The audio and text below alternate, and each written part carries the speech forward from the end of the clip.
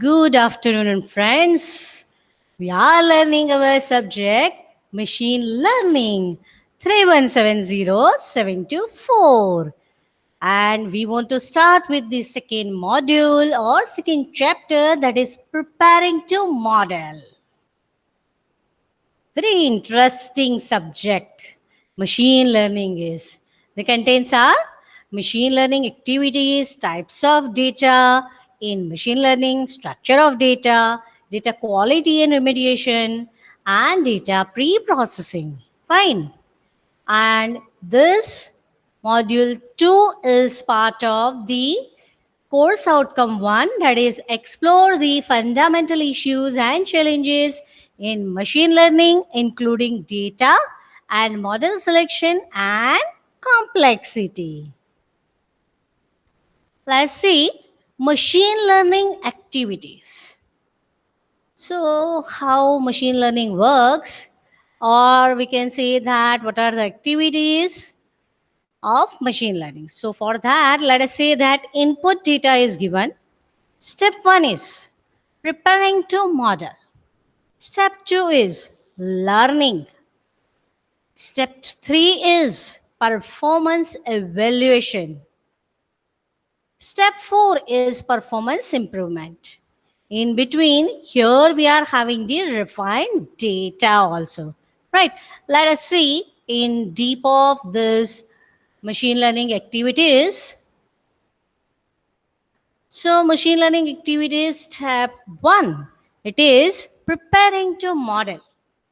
We are preparing the data to model, right? So, how we do that? For that, let us say that understand the type of data in the given input data set. As we know that we have to use the data set, on that we can apply few things what that we will see, and then after we can say that the data will be ready to model it and apply machine learning algorithm, isn't it? So first of all, we should know the type of data given in the input data set. Explore the data set to understand data quality. Whatever data is there in the data set, we understand the data quality of it.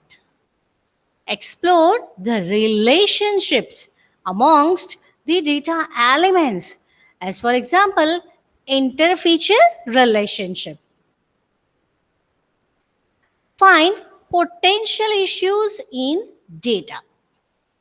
Remediate data if needed. So, what do we mean by remediate data?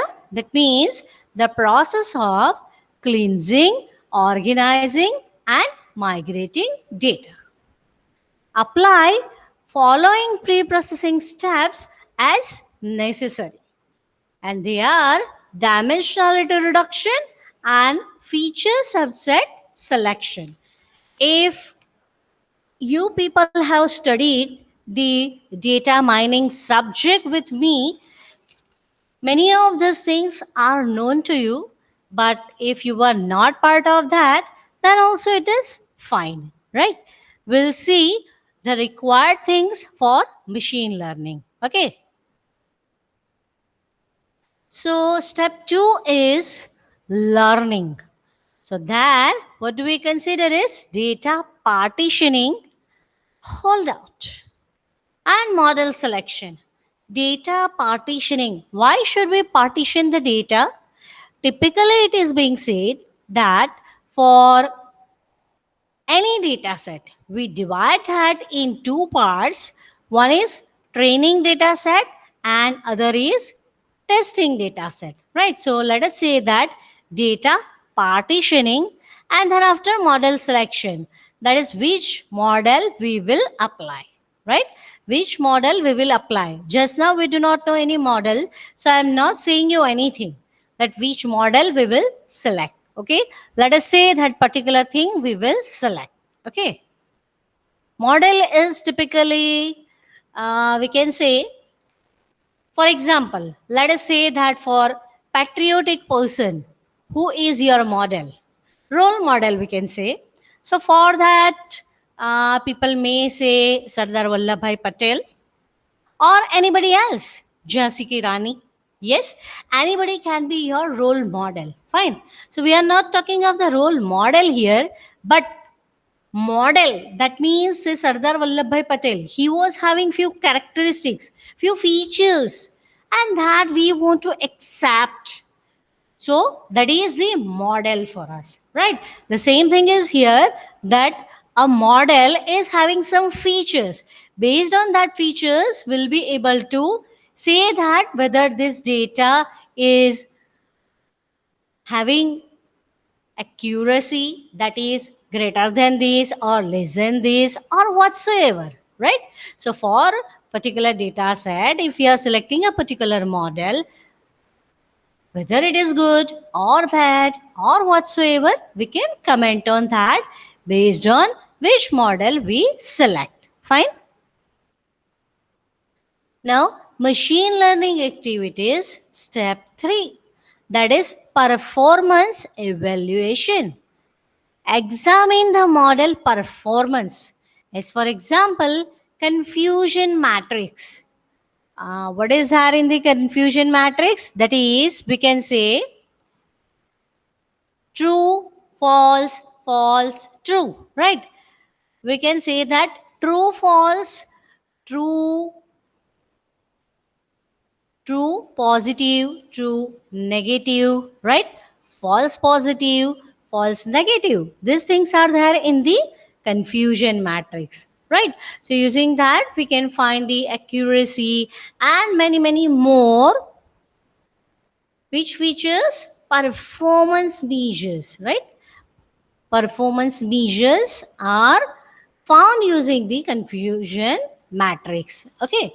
For example, in case of classification, okay, you can say this terms, at least how the things in your mind. We have started with the supervised learning and unsupervised learning, where we know that where the labels are there, it can be the classification. Where the labels are not there, it can be the clustering, right? It is not always the case, but it can be.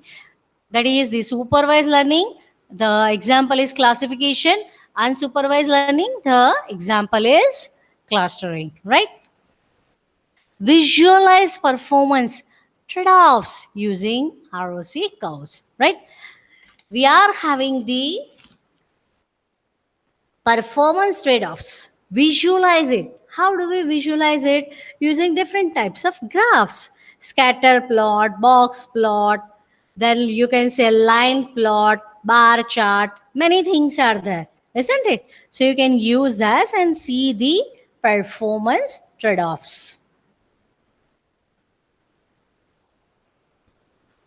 Now, machine learning activities, step 4, that is performance improvement. That is tuning the model, ensembling, bagging, posting. You can say, ma'am, all these things are what? That we will see in detail later, not now. Okay, so just now let us have the thing in your mind that performance we want to improve, right? And they are using tuning the model, ensembling, bagging, and boosting. We'll see that in detail later. Just now, let us have the names of these things in our mind. Fine. Now, say, these days, people are considering the machine learning with data science, right? And there activities of machine learning are being said using this figure. So for that, we can say step 1 is collection of data. Step 2 is data wrangling. Third one is analyze data. And fourth one is train algorithm. Fifth one is test the algorithm, right? Okay. And this is the image source. Link is there. Now, what are these things? Let us have the idea. Machine learning activities, that is collect the data. First is to collect the data. So how do we collect the data? Kaggle, which is so organized You love how detailed the data sets are. They give you information on the features, data types, number of records. You can use that kernel too, and you won't have to download the data set. So we can collect the data, that is data set, from the kaggle.com, right? Reddit, which is great for requesting the data sets you want. Then you can say Google dataset search, which is still beta, but it is amazing.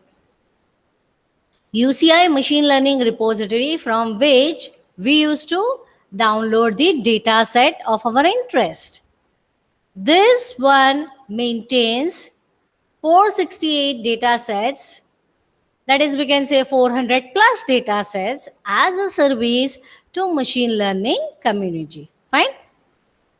UCI repository, right? What is UCI? It is University of California, Irvine, right? So next is the step in machine learning activities is data wrangling. Now what is that?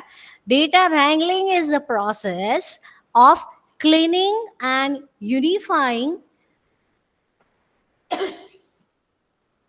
messy and complex data sets for easy access and analysis.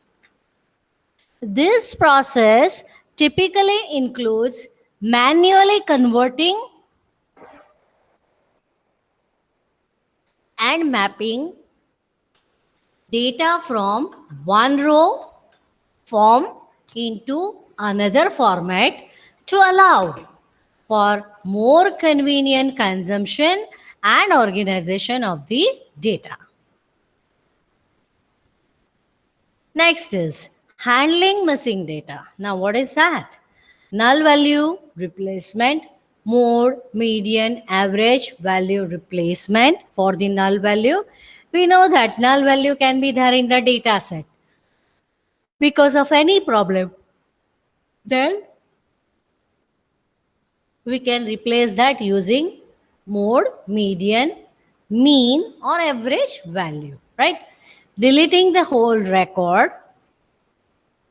Wherever the missing value is there, we can delete that record. Model-based imputation. That is, we can say regression is there, k nearest neighbors, or any method is there. With that, we can impute the data, isn't it? We can be having the interpolation and extrapolation. Interpolation is where you can say between two data, if you want to put some data, it is interpolation. When we want to put the data outside of this two data range, then you can say it is extrapolation, right? Forward filling, backward filling. Whatever are the values available forward, from that we can fill the data, or you can say whatever the data in backward, from that we can fill the data, right? Multiple imputation, not only one imputation but more than one imputation with which we can handle the missing data. That means we'll be able to replace the data with not only one imputation. Let us say that we used to have the replace by mean, replace by median, replace by boundary, right, in binning methods. So you can say that instead of using only one, we'll use the multiple imputation. Next is feature extraction. Feature extraction can be a turning point for you. It is what makes a data set unique. Getting insight by making relations between features is an outstanding creative thing. If you are sure that a certain feature is completely related to the output, you should just disregard it altogether, right? The features which are not going to be useful to you for generating a particular output, you should remove them for further processing. Okay, you do not delete it from your data, but you just remove it from your further processing. Now, analyze the data. Next activity is analyze the data. So what do we have in that? That is, analyze the data by using the visualization methods. That is, using different types of graphs. Then splitting the data into training and testing data sets. What is this? The famous rule of splitting the data is 80-20 percentage training and testing sets respectively. That is, what we can say is 80% is training data and 20% is testing data.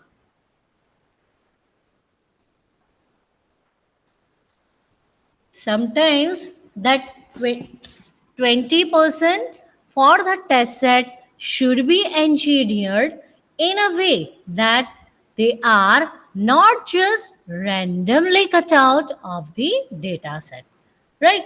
So there can be some different ways to split the data into two parts, not equal. Okay, two parts. One is used as the training data and second is used as the testing data. Fine. Train the algorithm. That is, train the machine, isn't it?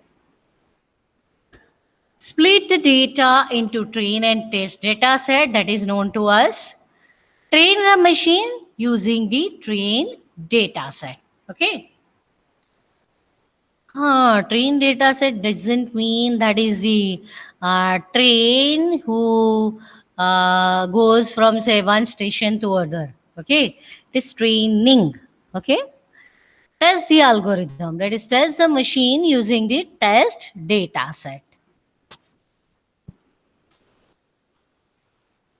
Even if you are having the algorithm which is you yourself have made, so you can test for that algorithm also. Okay, otherwise if you are using the standard training and testing algorithm, then you just have to see the results. Now, types of data in machine learning. Let us say if we are having the students data set, the table is given here, that is a roll number, name, gender and age. The example is taking from our book number 1 of our syllabus. Okay. So here we can say that the students data set is having roll number, name, gender and age. Okay. Students performance data set. Students performance data set is where we are having roll number and different subject marks and different subject marks. Okay, here we are having say maths, science and percentage. Okay, here we are having two subject marks and based on that whatever is the percentage that is being put in this table. Fine.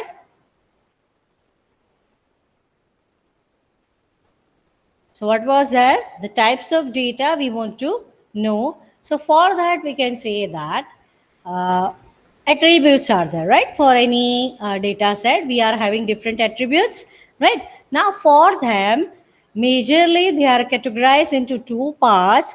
One is qualitative or categorical and second one is quantitative or numeric, right? The name itself suggests what is categorical and what is numeric. Okay. Now for categorical, we are having two types. One is nominal, second is ordinal.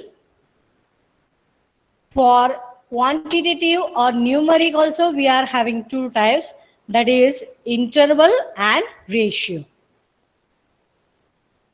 Now, let us say qualitative or categorical data.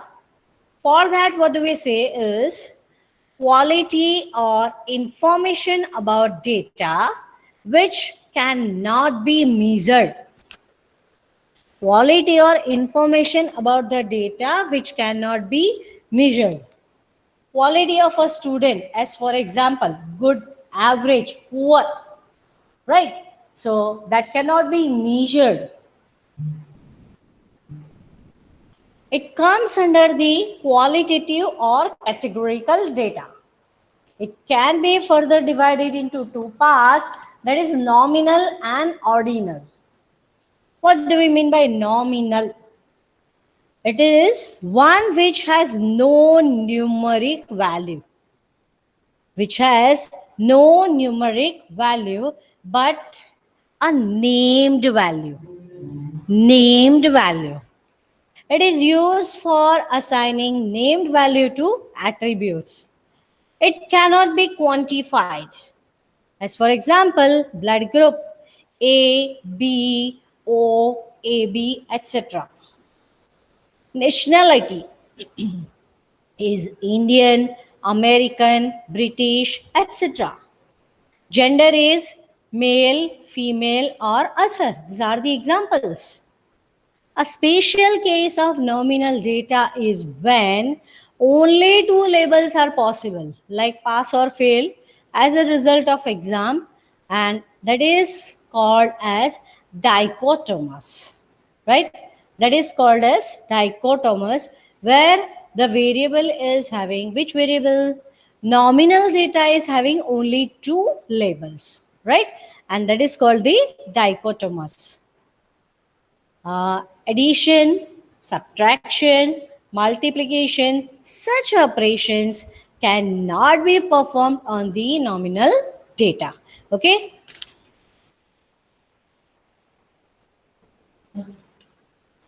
So next is ordinal data. Nominal data which can be naturally ordered. Do we want to say that nominal data is like this? No. We are saying ordinal data is nominal data which can be naturally ordered.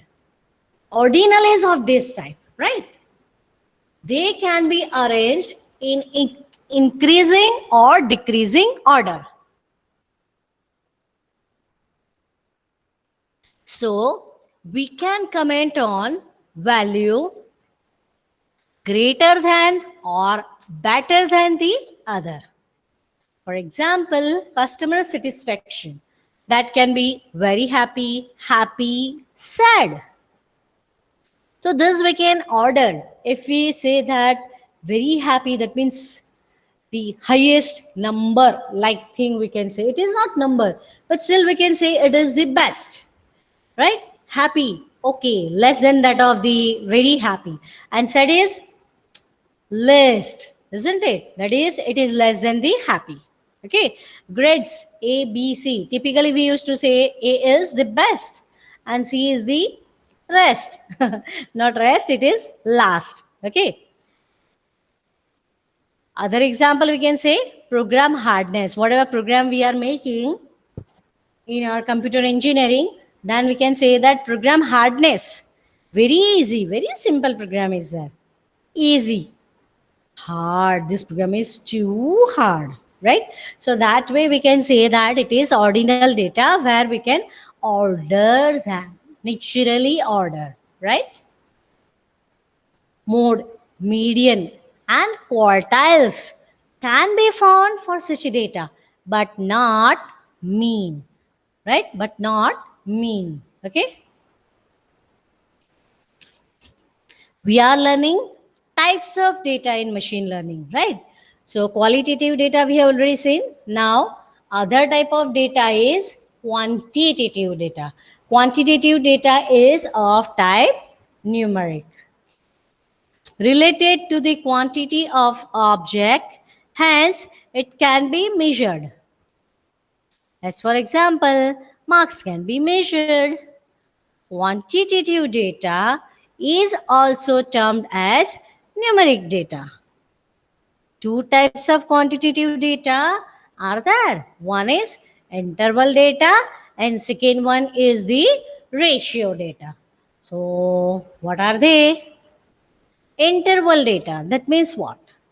Numeric data for which order as well as exact difference between two values can be said. For example, 15 degrees Celsius and 18 degrees Celsius. We can say order. 15 degree comes first and then after 18 degrees. So order is there, and we can say that we'll be able to have the exact difference between them. We can say that 18 minus 15 is 3, right? So exact difference we can have. And if you want to have such interval data, then we can say it is date and time, right? That also is available. This is date and time, okay? It is not data. We are learning types of data in machine learning. And we have seen just now that was the interval data, right? Now let us see the ratio data. What is that?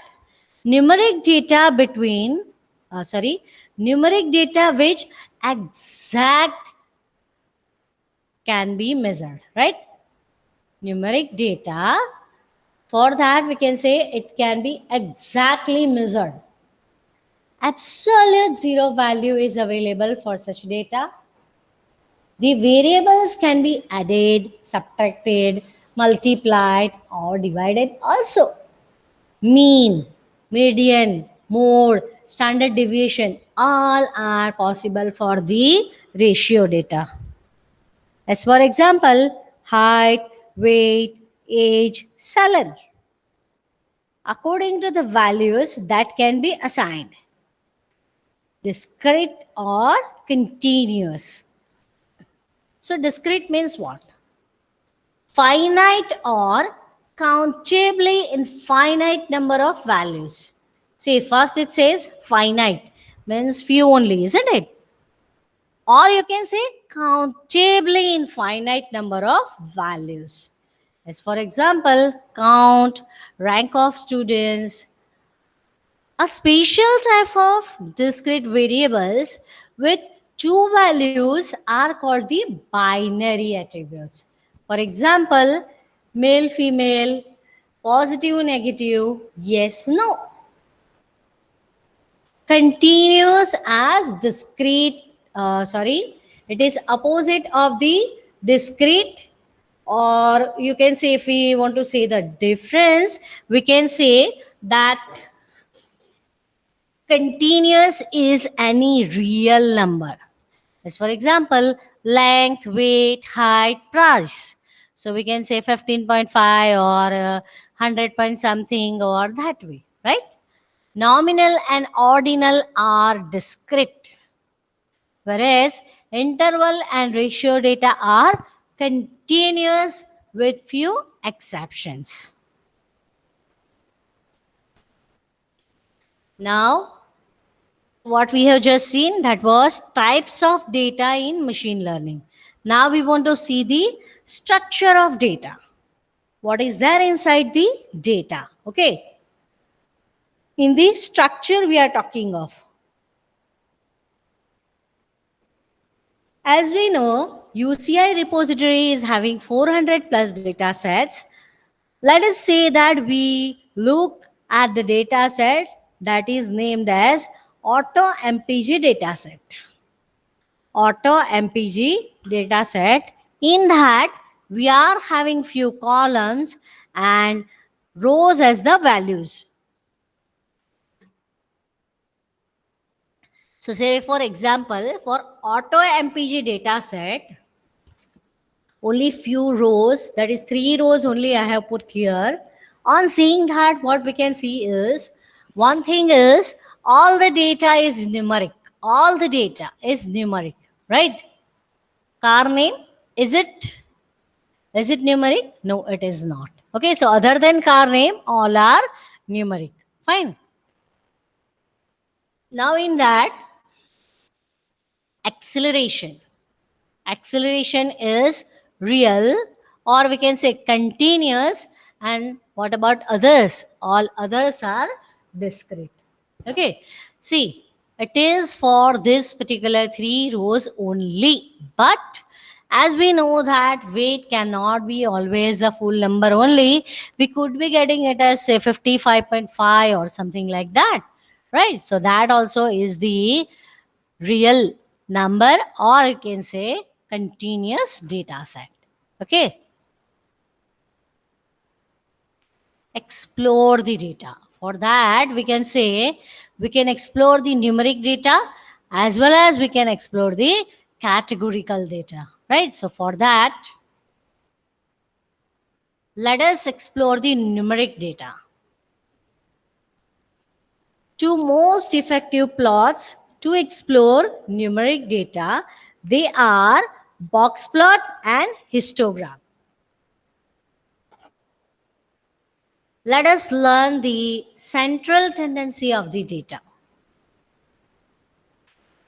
For that, we can say how to measure the central tendency of the data, that is using mean, median, and mode, right? There are three things, that is mean, median, and mode, by which we can find the central tendency of the data. Fine. So let us see all of them. Mean is what?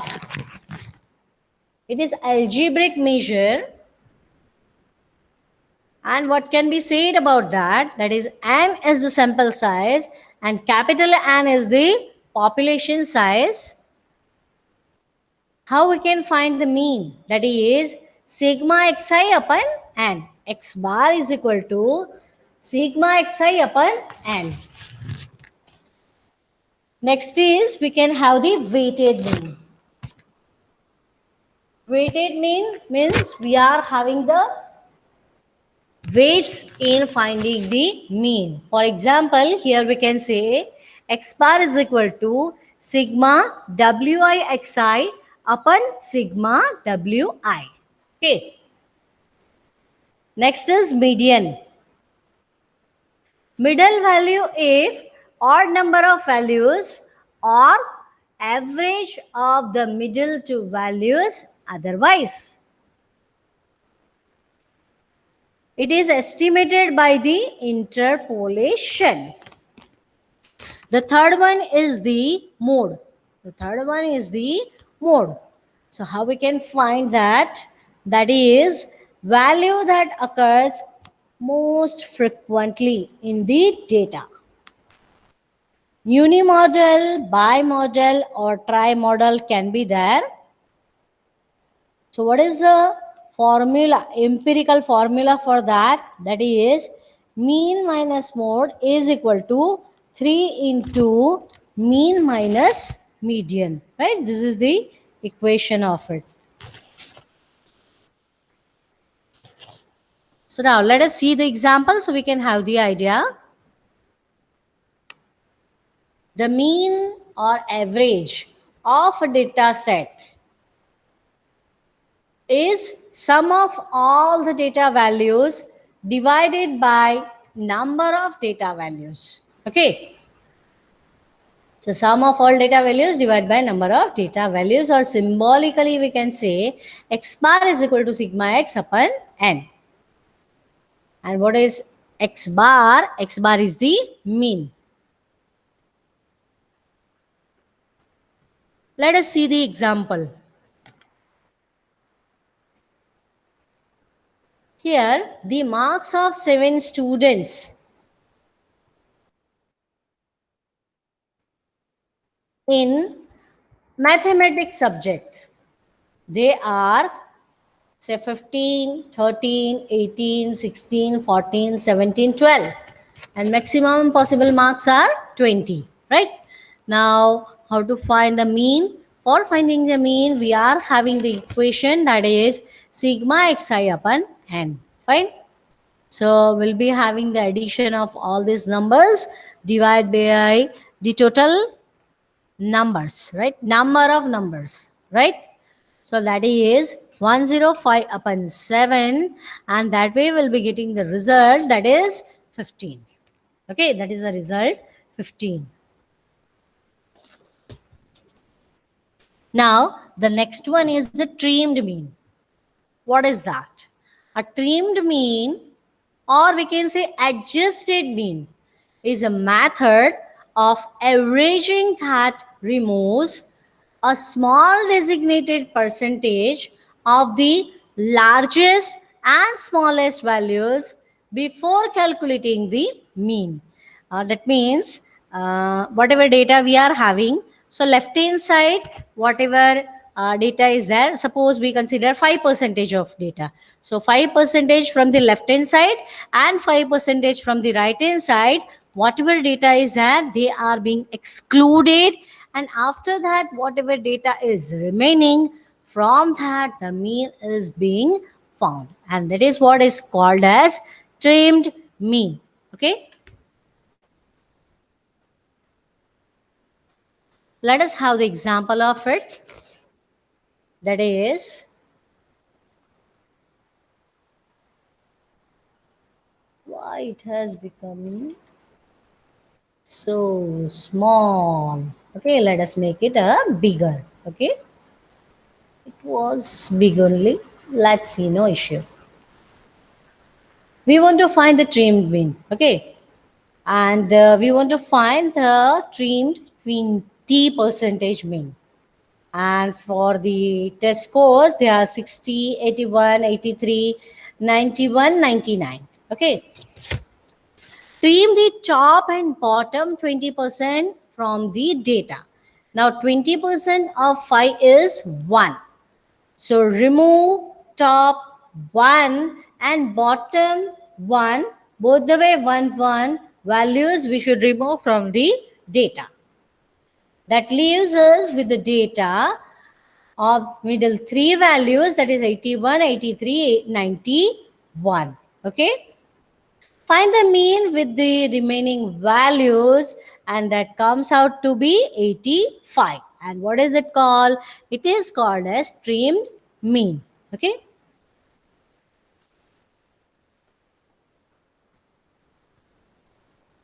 Now we want to find the median. Now we want to find the median. So what is that? The median of a set of data values is the middle value of the data set when it has a range in ascending order. Middle value of the data set. That means what? If it is odd number of data, that means say 5 data is there, then middle number is at the third location, isn't it?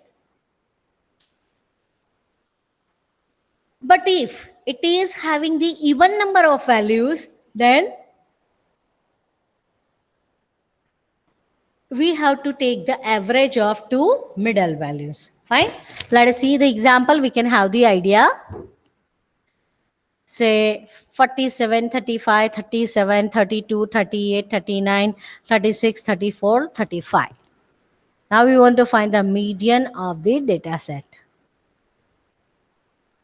So for this, let us first arrange them in the sorted order. Then after the fifth data value, that is 36, is the median of the data values. Why is it so? 1, 2, 3, 4, 5, 6, 7, 8, 9. Total 9 data values are given. As this 9 is odd number, we'll be taking the middle value as the median, right? We'll be taking the middle value as the median, and that comes out to be 36.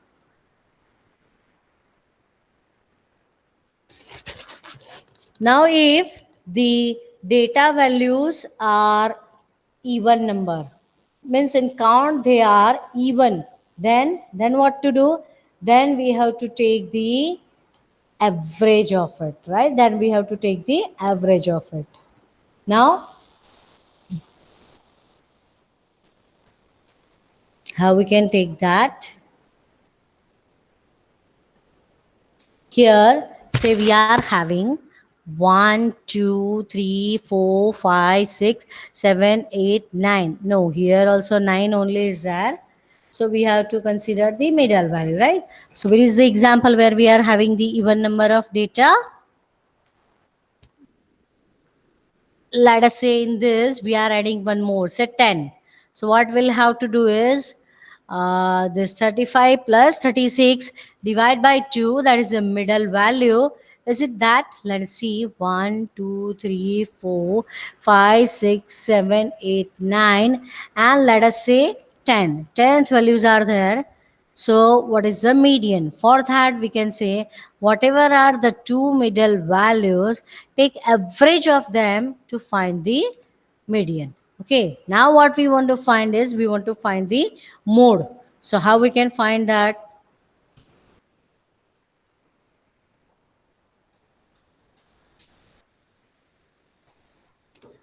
Median is middle value, okay, not mode. Okay, so what it is? Let us say that categorical or discrete variables are there. During hockey tournament, say a particular player scored this, that is 7507855 data points. Okay, now categorical or discrete data, for that we can say that using macros, 12 game basketball season, he scored something. Okay, so for that what to find? For this particular data, that was for hockey, what we can say, 1 2 3 4 5 6 7 8 9 10. So for that, is it middle value? No, it is not. Whatever data is getting repeated, that is the mode. So here in this we can say 5 is repeated most of the time. So mode of this is 5. What about this? For this particular data, we can say the mode is 14 and 16. Why? Because 14 is available, say, 2 times, 3 times, then 16 also is available 3 times, right?